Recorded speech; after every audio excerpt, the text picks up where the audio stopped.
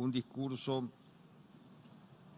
del primer ministro de la República Islámica de Pakistán,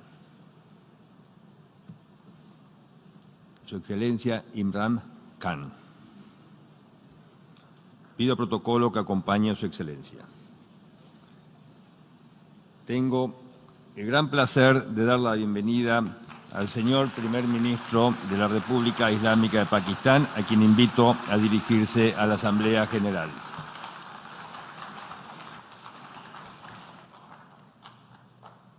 Bismillah ar-Rahman ar-Rahim.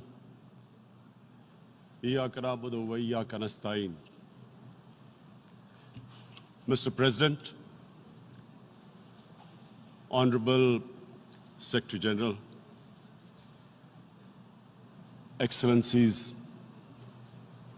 ladies and gentlemen, I feel honored today to represent my country at this Forum of World Leaders, where we have a chance to discuss problems that the world is facing. I want to talk about a lot of problems, but just 4 today. And I especially came to this forum despite a difficult time in my country, facing challenges. I would not have come, but because I feel that there are some very urgent problems which the world must address. So first of all, I start with climate change. So many leaders have talked about climate change. But Mr. President, I feel that there is a lack of seriousness. Perhaps world leaders do not, some of the leaders who can do a lot, do not realize the urgency of the situation. We have a lot of ideas, but as someone said, ideas without funding is mere hallucination. Pakistan, I'll give you start with my own country. Our country is amongst the top 10 nations in the world which are most affected by climate change. We depend upon our rivers. We are mainly an agricultural country. And 80% of the water in our rivers comes from our glaciers. The glaciers not just on the Pakistani side, even India. The river, the 80% of the water in Ganges and the Indian rivers also comes from the glaciers, from the Himalayan glaciers, Karakoram, Hindu Kush. And these glaciers are melting at quite a rapid pace. We detected already 5,000 glacial lakes in our mountains. And if this keeps going, if nothing is done, we are scared that humans are facing a huge catastrophe. In my country, when my party came to power in the province of KP, we planted 1 billion trees in 5 years. Now we've set ourselves a target of 10 billion trees in Pakistan. Idea being to counter this, the effects of global warming. But one country cannot do anything. This has to be a combined effort of the world. My optimism comes from the fact that humans, the Almighty has endowed humans with great powers. We can do anything, provided our survival instinct is stirred up. And this is really what I hope that the United Nations will take a lead in this. There must be more emphasis. Richer countries must be pushed. Countries that are responsible for, mainly are responsible for greenhouse gas emissions. They must be pushed because our country contributes minuscule amount to greenhouse gases. So I feel that the United Nations must take leadership in this. My second issue for me right now is even more critical. Mr. President, every year, billions of dollars leave the poorer countries and go towards rich countries. Billions of dollars siphoned off by the ruling elites of the developing world. And they find their way into Western bank accounts, offshore accounts, tax havens, expensive properties hidden behind companies bought in Western capitals. Mr. President, this is devastating the developing world. This is causing more poverty, deaths. It's impoverishing the developing world. The difference between rich and poor countries is growing because of this. Money laundering, which happens because money leaves the poorer countries into rich countries, is not treated the same as, for instance, money from drugs or terror financing. The seriousness which terror financing and money from drugs, the way it is treated, it's not the same. The way the poor countries are being plundered by their elites. It's not happening. In my country, when I took charge of our government a year back, in the 10 years preceding that, our total debt went up 4 times. The debt we had accumulated in 60 years, just in 10 years, it went up 4 times. As a result, the total revenue we collected in 1 year, half of it went into debt servicing. How are we going to spend money on our human beings, 220 million people, when half the money is going into debt servicing? Because our country was plundered by the elites, the ruling elite. And easily they could get the money out. And when Mr. President, we located properties in Western capitals bought by this money through corruption and money laundering, located the properties of these corrupt leaders, we find it so difficult to retrieve it. That money, if we retrieved that money, we could spend on our human beings. But it's so difficult. The laws protecting these criminals. We do not have the sort of money to have expensive lawyers and spend millions and millions of dollars. We need help from the rich countries. And Mr. President, it's critical. The rich countries must show political will. They cannot allow this to happen. How can the poor countries spend money on human development, which the United Nations asks, SDG? How are we going to do it when this money can easily leave our countries? So, unless the rich countries intend to build walls to stop economic refugees coming as we see right now, they must take action. They must take action now. It must be a deterrent. Corrupt ruling elites should not be able to take money out easily and park it into foreign bank accounts and into these properties abroad. And I never understand why. Why do we have these tax havens? Why is this allowed? Why shouldn't rich people pay taxes? Why is it legal to have these tax havens where you have these secret accounts? Because, the world is changing. The population of the world is growing. Sooner or later, you're going to have a crisis. If the poor get poorer and the rich get richer, there is going to be a crisis sooner or later. So this is my second point I hope that the United Nations takes a lead in this. It involves the IMF, the World Bank, Asian Development Bank. They must find a way of stopping this plunder of the developing world. My third point is Islamophobia. There are 1.3 billion Muslims in this world. There are millions of Muslims living in other countries, European countries, in the US, as minorities. Islamophobia, since 9/11, has grown at a pace where it is alarming. Human communities live together.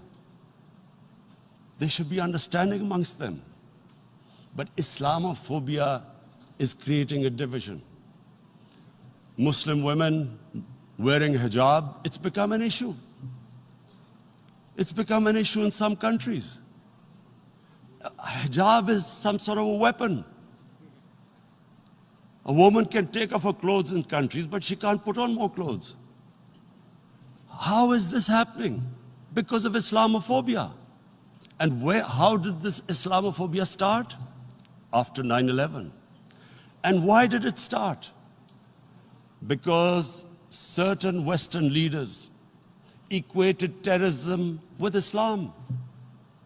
Islamic terrorism. Radical Islam. What is radical Islam? There is only one Islam. And that is the Islam we follow of Prophet Muhammad sallallahu alaihi wasallam. There is no other Islam. Radical Islam, Islamic terrorism, what message did they send to people in the West? And why is there Islamophobia? How is a person in New York, in the Midwest, in the US, in European capital, how is he going to distinguish between who is a moderate Muslim and who's a radical Muslim? Because terrorism has nothing to do with any religion. This Islamic terrorism, Islamic radicalism, and sadly used by leaders, this has been the main reason for this Islamophobia. And it has caused pain amongst Muslims. We in Muslim countries watch this Islamophobia traveling abroad, and it's getting worse. And may I just say, Mr. President, that in European countries, it is marginalizing Muslim communities. And we all know that marginalization leads to radicalization. Some of the people who ended up as militants in Syria and other places were from marginalized Muslim communities. And my point here is that we must address this issue. I'm sad to say that we Muslim leaders have not addressed this issue either. After 9/11, when this thing came about war against radical Islam, rather than Muslim leaders trying to explain to the West that there is no such thing as radical Islam, in all human communities, they are radicals. They're liberals and rest are moderate. All human communities, Christians, Jews, everyone has it. But Islam is not radical, neither Judaism, neither Christianity, neither Hinduism. No religion preaches radicalism. The basis of all religion is compassion and justice, which differentiates us from the animal kingdom. But unfortunately, the Muslim leadership was so scared of being called radical Islam that all of them became moderates. In Pakistan, we were in the eye of the storm, and our government coined a phrase called enlightened moderation. No one knows what it meant, but everyone started putting on Western suits that they were moderates, started speaking. Even those who didn't know English would speak English because they were moderates. No one had a clue what it was, because we, in the Muslim world, did not explain to the West that there is no such thing as radical Islam. One of the reasons why after 9/11, Islam was supposed to be equated with terrorism was suicide attacks. Because the 9/11 bombers did a suicide attack, all sorts of theories came up that the Muslims are involved in suicide attacks because they will get virgin in heavens. Some came up with, what about women, suicide attackers? So this bizarre thing happened. No one explained. Suicide attacks and Islam were equated. No one did research that before 9/11, the majority of suicide attacks in the world were by Tamil Tigers, who were Hindus. No one blamed Hinduism, and quite rightly. What has Hinduism got to do with what desperate people were doing in Sri Lanka? We all know about, we've seen films about Japanese kamikaze pilots at the end of the Second World War doing suicide attacks. No one blamed the religion. But here we were trying to prove we were moderates and not explaining to the West.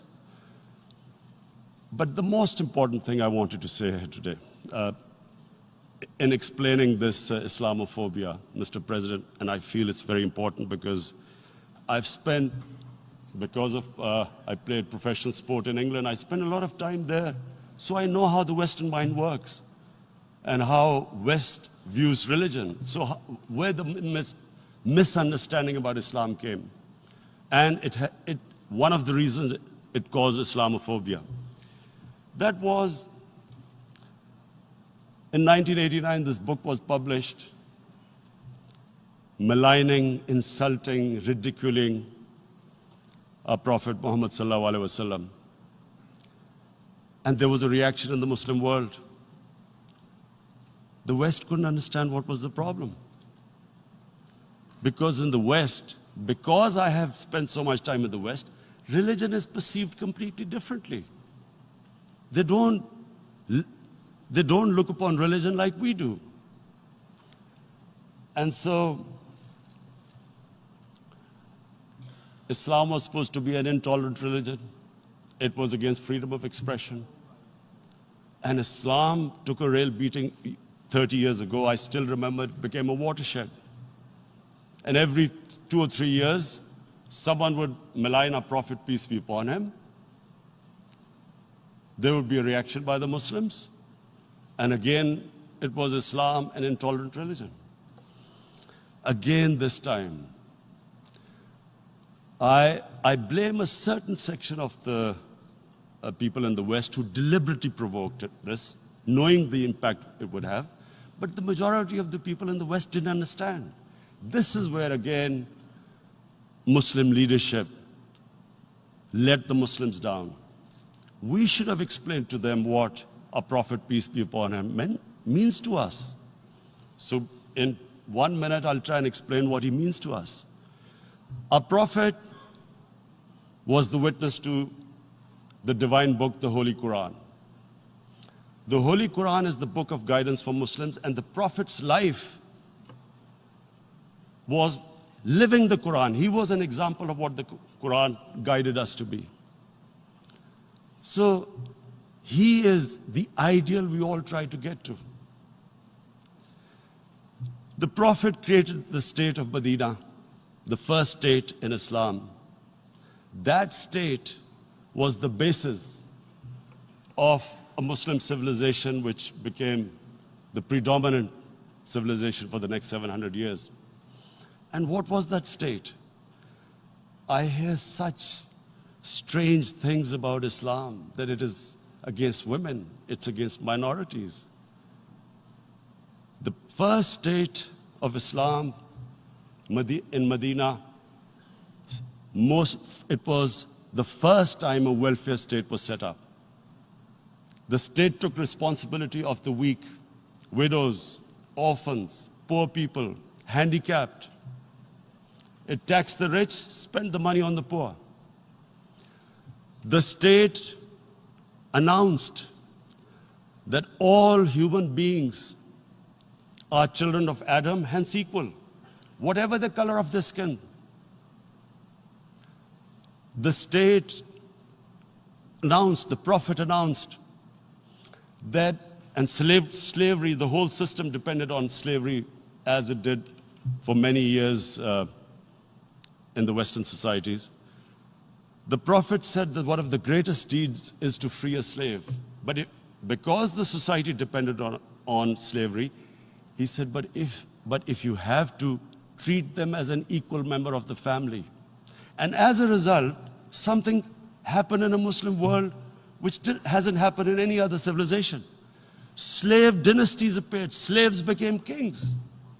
The Mamluks, slaves who ruled Egypt. In India, there were slave dynasties. And then, with minorities, again, you hear that Islam is supposed to be against minorities. Let me just make this clear. In Islam, the Prophet announced that everyone was free to practice his religion. It was a sacred duty to protect the places of worship of all religions. He announced that every person is equal in front of law, whatever his religion or his color. And this incredible case, and I always quote this, that the fourth Khalifa, the head of state of Medina, he lost a court case against a Jewish citizen. So, number one, it showed there was a rule of law, no one was above law. And number two, that a Jewish citizen was an equal citizen. So, Mr. President, when a Muslim society is unjust to its minorities, it is going against the religion of Islam and our Prophet, peace be upon him. So, it is important to understand this. The Prophet lives in our hearts. When he's ridiculed, when he's insulted, it hurts. As we human beings understand one thing, the pain of the heart is far, far, far more hurtful than physical pain. And that's why the Muslims react. And I always thought that if I ever had the stage, I would try and explain this to the world community, especially to the Western community, because having lived in the Western community, people didn't understand this. When I first went as a teenager to England, there was a comedy film on Jesus Christ. It's unthinkable in Muslim societies. So we need to explain that, look, in a human community, we must be sensitive to what causes pain to other human beings. We have, in the Western society, and quite rightly, the Holocaust is treated with sensitivity because it gives the Jewish community pain. That's all we ask. That do not use freedom of speech to cause us pain by insulting our Holy Prophet. That's all we want. And now, the number fourth point, Mr. President, and this is the most critical point, is the reason why I especially came here. It is about what is happening in Kashmir. Before I go on this, I want to make one thing clear, that when we came to power, my first priority was that Pakistan would be a country which will try its best to bring peace. We had been through this war on terror. We joined the United States war on terror after 2001. And Pakistan went through one of its worst periods where 70,000 Pakistanis died and over 150 billion was lost to our economy. And Mr. President, I opposed the war because in the 80s, Pakistan had joined the Western countries in what was the freedom struggle then in Afghanistan against the Soviets. And it was funded by the Western countries. These Mujahideen groups, which were treated in guerrilla warfare, were trained by Pakistan Army, funded by the Western countries, and especially US, and they waged what was a freedom struggle in Afghanistan. The Soviets called them terrorists. We called them freedom fighters. 1989, the Soviets retreated. The Americans packed up and left. Pakistan was left with these groups. Come 9/11, Pakistan joined the United States in this war on terror. And now our government was supposed to, the reason why I opposed joining this war, because here we had indoctrinated them in jihad, meaning freedom struggle against foreign occupation. Now, because we had joined the US, and the US had occupied Afghanistan, now we were supposed to tell them that, no, this is not freedom struggle and jihad, it's terrorism. So that's why I tried to tell then government that, stay neutral, because you will have leverage over them. You will be able to control them. But if you join them, you become collaborators, and they will attack you, which is what happened. They turned against us. We went through a nightmare.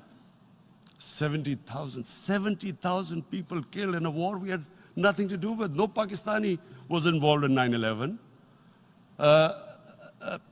Taliban were in Afghanistan. Al-Qaeda was in Afghanistan. What had we to do with it? 70,000 Pakistanis died.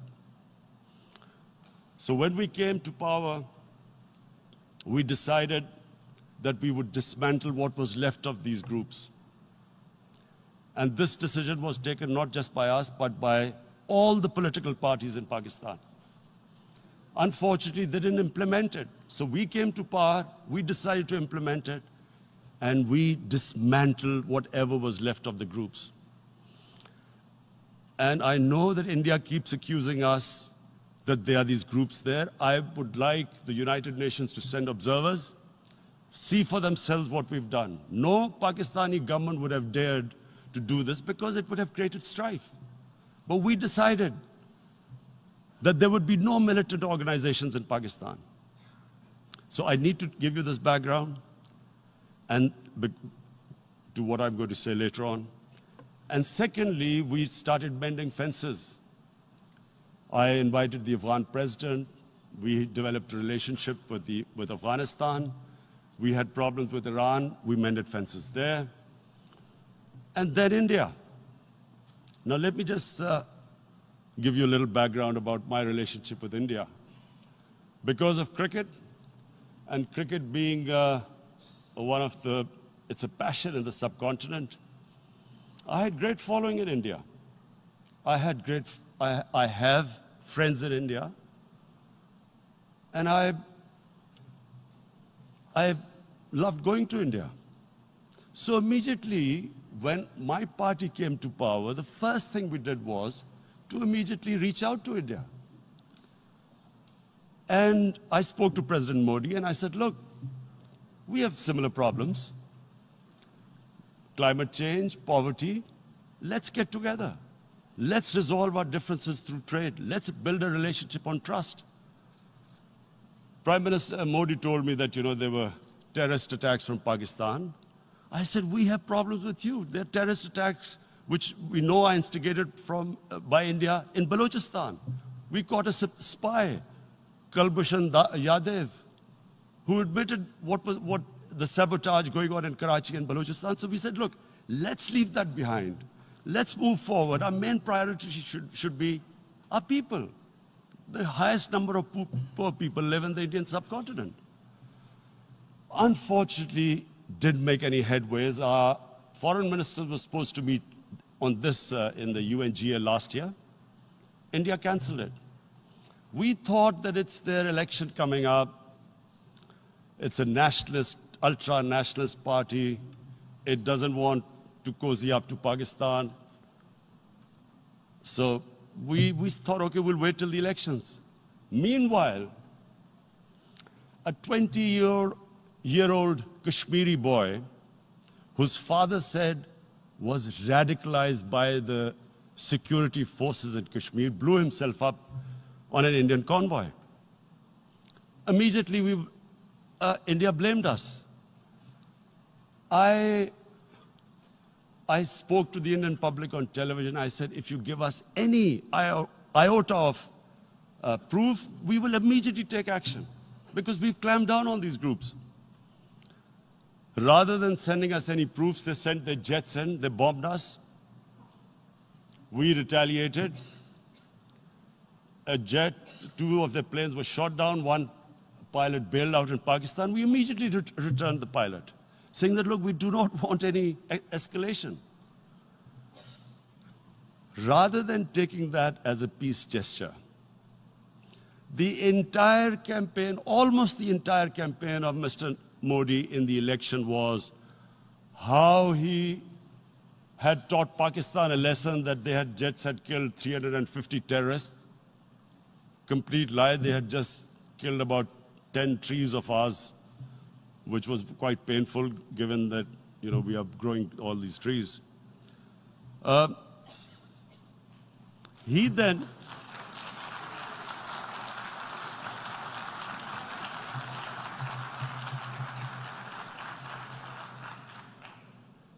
the election campaign, Mr. Modi used words like, this is just a trailer, the movie is about to start.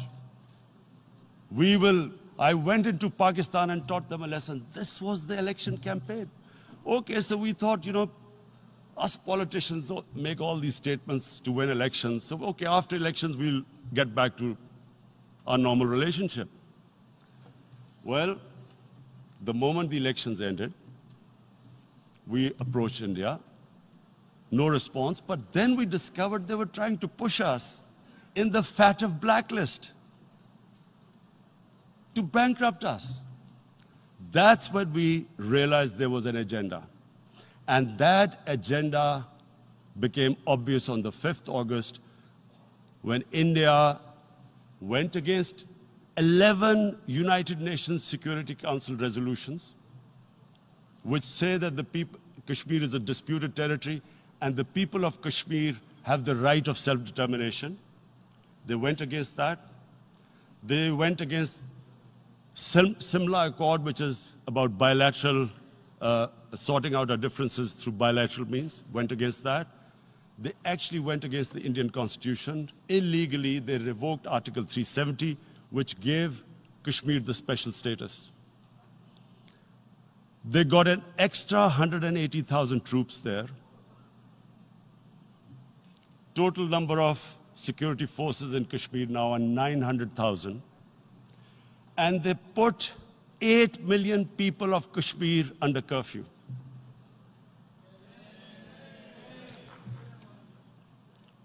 Mr. President,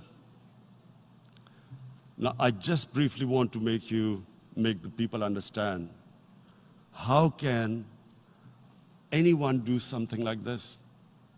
And for that, I have to explain to you what is RSS. RSS, Mr. Narendra Modi is a life member of RSS.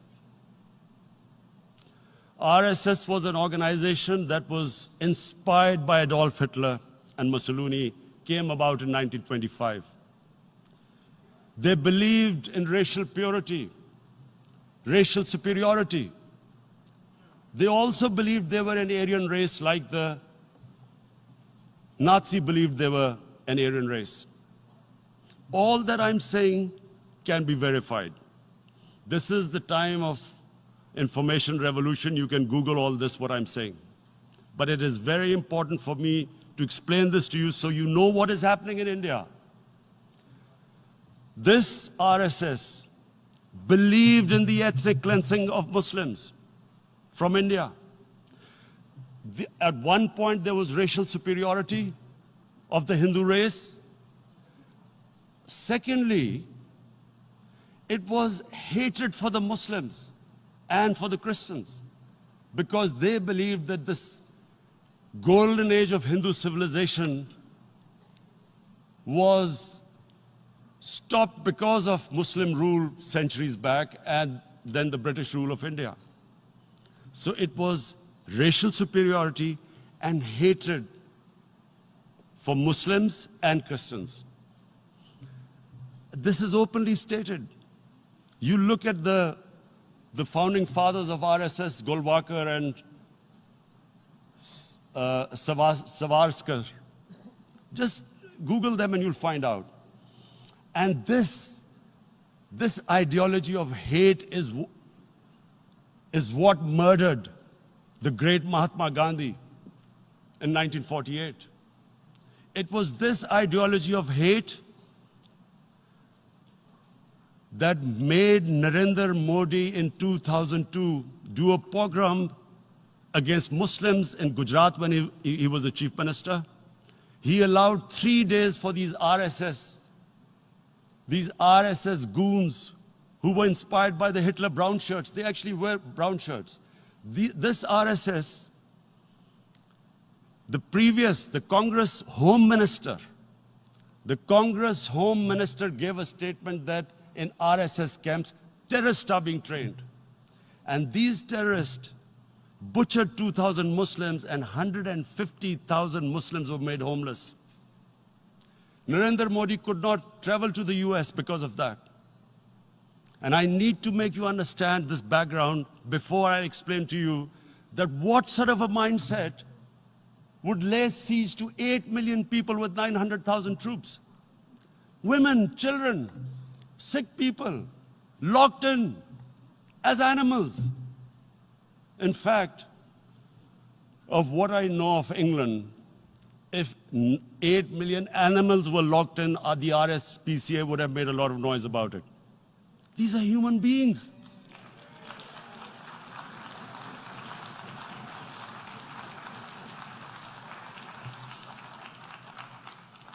And Mr. President, what comes with racial superiority, these illusions of Aryan superior race, is arrogance.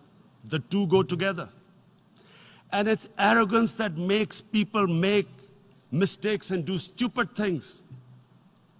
Cruel things like what Narendra Modi has done. It's sheer arrogance. And it's arrogance that has blinded him from the fact that what is going to happen when the curfew is lifted? Has he thought about it? This hasn't been thought through. What is he going to do when he lifts the curfew? Does he think that people of Kashmir will quietly accept the status quo because India has changed the constitution and taken away the special status? They'll accept that? Mr. President, 100,000 Kashmiris have died in the past 30 years because they were denied the right given by the United Nations, the right for self-determination. 100,000 have died and 11,000 women have been raped. There are 2 United Nations human rights reports on this. The world hasn't done anything because India is a huge market, 1.2 billion people. Sadly, the material prevails over the human. But this has serious consequences. Again, I repeat, that's why I'm here. Look, what is going to happen when the curfew is lifted will be a bloodbath. The people will come out. There are 900,000 troops there. They haven't come to, as Narendra Modi says, he's done this for prosperity of Kashmir. This is supposed to be for the development. These 900,000 troops, what are they going to do when they come out? There'll be a bloodbath. Has he thought it through what happens then? Mr. President, has anyone thought that what happens when there is a bloodbath? What do you think the impact will have on people of Kashmir. What do you think they will think? The way they have been boxed in their houses, treated like worse than animals, no rights. Thousands of all the political leadership has been arrested, taken out of Kashmir. Even those Kashmiri leaders who were pro-India have been taken out. 13,000 boys have been picked up and taken to God knows which destinations. So what do they think? What will the people of Kashmir do when they lift the curfew? They will be out in the streets. And what will these soldiers do? They will shoot them. They've already used pellet guns, blinded young boys. In the last 6 years, the 5 years, the oppression that has gone on in Kashmir. And so, Kashmiris will be further radicalized. Mr. President, there will be another Pulwama. And guess what? India will blame us. They're already blaming us. They're saying all this is happening because of Pakistan. One of their defense ministers said, there are 500 terrorists lined up on the border to go in. Why would Pakistan send 500 terrorists when there are 900,000 troops? What impact are they going to make? What will they do? And why would? Don't we know that the moment there is some terrorist attack, all that will happen is there'll be further cruelty and oppression of the people of Kashmir. We will just give the 900,000 troops to further crush the people of Kashmir. And then we'll give the Indian government an excuse that, look, Pakistan is a terrorist state, and this mantra that has gone on, Islamic terrorism. The moment you use this catchword, Islamic terrorism, the whole world turns away. No one talks about human rights. You can do whatever you want, which is what has happened in Kashmir, because they keep using this word, Islamic terrorism. And this is what they're doing right now. What do we benefit from further increasing the cruelty on the people of Kashmir? And why would we want this? But there is no other narrative left for India. As when they lift the curfew, whatever happens, Pakistan will be blamed, and there is always a danger of another Pulwama. They might come and bomb us again, and then another cycle might start. And what does Narendra Modi think? That 180 million Muslims of India are thinking right now.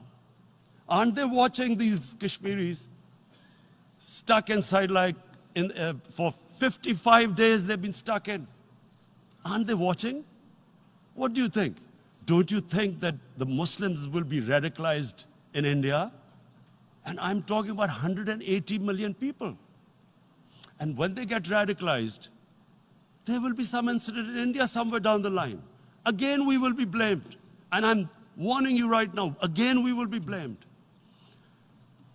And Mr. President, what about 1.3 billion Muslims who are watching this?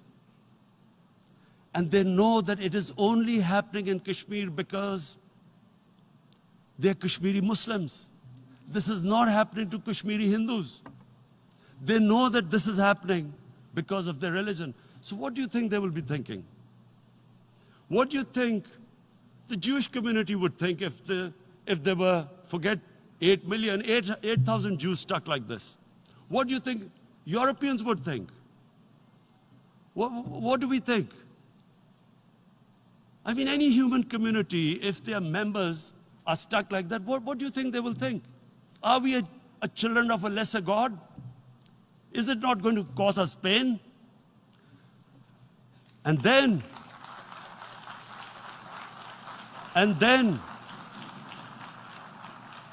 I'll tell you what will happen. People will, in the 1.3 billion Muslims, someone will pick up arms. I know we've been brought up with films, Western films. This good, decent guy doesn't get justice. He decides to pick up a gun and start seeking justice. There was a film made in New York, famous film called Death Wish. This guy gets mugged by and his family, his wife gets killed or something. He can't get justice. He picks up a gun and he goes around shooting muggers. And the whole cinema cheers him on. So what do you think the Muslims are thinking right now? If there is a bloodbath, there will be Muslims becoming radicals, not because of Islam, but because of what they will see, that there's no justice when it comes to Muslims. There were Rohingya Muslims, Myanmar, who are, God knows, almost 1 million people out, ethnic cleansing. What was the response of the world community? So what do you think will be the response of 1.3 billion Muslims? I picture myself. I'm in Kashmir. I've been locked up for 55 days. I have heard about, and there are rapes, Indian Army going into homes, soldiers. Would I want to live this humiliation? Would I want to live like that? I would pick up a gun. You're forcing people. You are forcing people into radicalization. When people lose the will to live, what is there to live for? And this is what, if you can do this to human beings, you are actually radicalizing people. And so, Mr. President, I want to repeat here, this is one of the most critical times. There will be a reaction to this. Pakistan will be blamed. 2 nuclear-armed countries will come face to face like we came in February. And before we head in that direction, the United Nations has a responsibility. This is why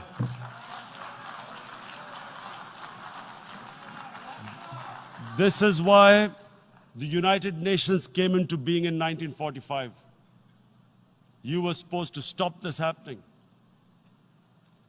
I feel we are back to 1939, Munich.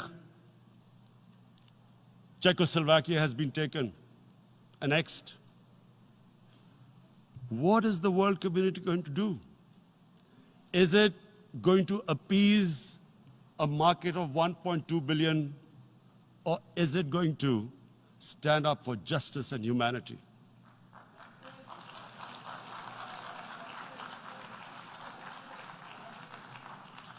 If this goes wrong, you hope for the best, but be prepared for the worst. If a conventional war starts between the 2 countries, Mr. President, if a conventional war starts, and anything could happen, but supposing a country 7 times smaller than its neighbor is faced with the choice, either you surrender or you fight for your freedom till death, what will we do? I ask myself this question. And my belief is, La ilaha illallah, there is no God but one.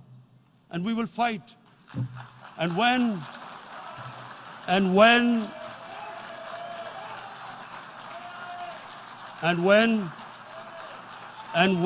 a nuclear-armed country fights to the end, it will have consequences far beyond the borders.